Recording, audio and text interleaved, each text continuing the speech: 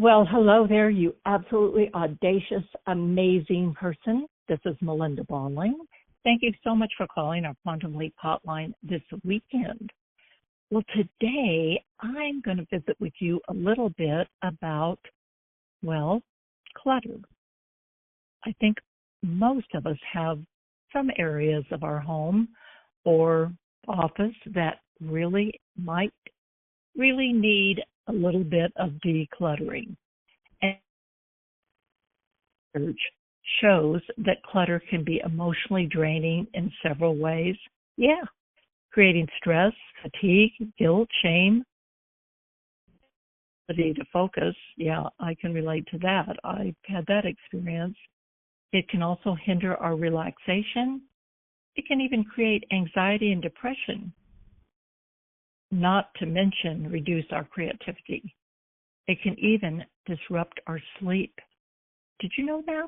If your bedroom is cluttered, you are not sleeping as deeply. Oh my goodness. So by addressing clutter and creating a more organized environment, we can alleviate some of these emotional burdens, which can lead, of course, to a more peaceful and balanced life. So let's see what some of those little tips are, easy ones, I hope, to help you get rid of clutter, just in case there might be an area. Start small. You know, Mary Kay used to say you can eat an elephant a bite at a time. So true. Don't try to tackle everything at once. It's too overwhelming, and then we end up just saying, oh, later. So tackle one area at a time. Begin with a small space, like a single drawer or a corner of a room. Completing one area, and I have found the most. Another thing that's helpful is to set a timer. Just dedicate 10 to 15 minutes a day. Consistent short sessions can lead to significant progress over time. Have you heard about the 4-box method? Well, you label 4 boxes, and one says keep, one says donate, one says trash, and one says relocate. And as you go through your items, place each one in the appropriate box. Well, of course, that involves follow-through, so once you've sorted everything, take immediate action. Throw out the trash, donate what you don't need, and put the keepers in their proper place. Adopt the one-in, one-out rule. Balance new items. So, for example, for every new item you bring into your home, remove an old one that is really not one that you love, maybe not one that you're using. This can keep your clutter from growing and also helps maintain balance in your home. This is an important one and not always easy to do, but it makes all the difference, and that's found in our daily habits. So make it a habit to declutter as you go about your day. For example, clean out your bag or your car daily and always put things back where they belong. All these years after my father's gone, I can still hear his voice. A place for everything and everything in its place. Interesting how those messages come back to you. Now, do I always mind my father? No, not always. But it is a great habit to just put things back where they belong. My husband, John, is very good at that. Okay, before bed routine, just spend a few minutes each night tidying up common areas like the living room or kitchen. This helps prevent clutter from accumulating. Go paperless. Digitize your paperwork. It's going to be easier for you to find, and it's going to reduce the paper clutter. Unsubscribe from junk mail. Okay. Reduce incoming paper clutter by unsubscribing from catalogs and junk mail. My husband actually is the neatnik in our family, and he opens the mail over the trash can. I never see any junk mail. Hopefully he's not throwing away any catalogs I'd like to look at, but oh well.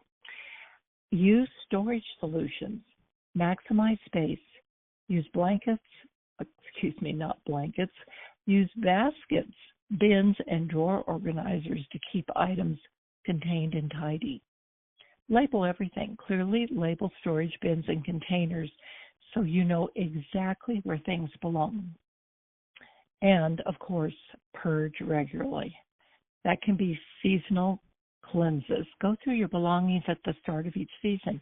This is a great time to get rid of clothes, decorations, or other items you no longer love or use. Set reminders. Schedule regular decluttering sessions like once a month to keep things under control. Don't be afraid to let go. Sentimental items. It's okay to keep a few sentimental items, but try to limit them to one small box. Consider taking photos of larger items before letting them go. Ask yourself, if you haven't used something in a year, consider whether you really need it or not. It might be time to let it go. Here's a good one, and this is one I'm way behind on, I'll be honest. Clean up your computer. Okay. Organize your files, delete old emails, and remove apps you no longer use. Unsubscribe. Reduce digital clutter by unsubscribing from email lists and social media accounts that you no longer use. And involve your family. Get your family or housemates involved in decluttering. It's easier and faster when everyone pitches in. Also, teach them some of the habits, meaning particularly small children, that I have just mentioned. Hire help. If you're overwhelmed, consider hiring a professional organizer or asking a friend for help.